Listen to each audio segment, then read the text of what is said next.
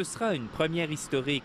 Dimanche, un avion de Qantas décollera de Los Angeles, direction Melbourne. Un trajet de 13 000 km, propulsé en partie par de l'agrocarburant. Ce sera le vol le moins polluant de l'histoire à relier les États-Unis et l'Australie, assure le président d'Agrisoma. Son entreprise, établie à Gatineau, a développé une nouvelle semence à partir de graines de moutarde éthiopiennes.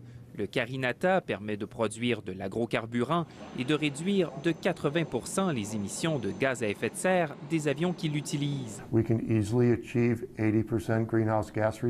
Si tout se déroule comme prévu, Qantas prévoit utiliser à moyen terme de l'agrocarburant pour assurer plusieurs de ses liaisons régulières. La directrice de Cycle Capital, une société d'investissement qui participe au projet, a de grandes ambitions. On est devant un cas de figure qui est beaucoup moins évolué dans le temps, mais qui pourrait devenir aussi impressionnant que le canola dans les 10, 15, 20 prochaines années. Surtout que, contrairement à d'autres semences utilisées pour produire des agrocarburants, la Carinata n'entre pas en compétition avec la production de céréales. Il ne faut pas qu'on produise de l'énergie en utilisant des terres qui sont dédiées à nourrir les gens.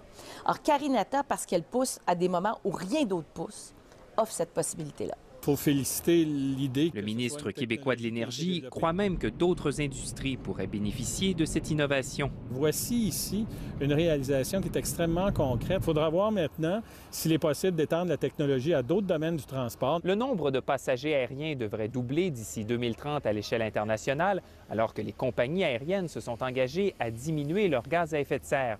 L'utilisation d'agrocarburants est prometteuse, mais pour l'instant, seuls les aéroports d'Oslo et de Los Angeles sont équipés pour offrir ce type de ravitaillement. Ici Hugo Lavallée, Radio-Canada, Québec.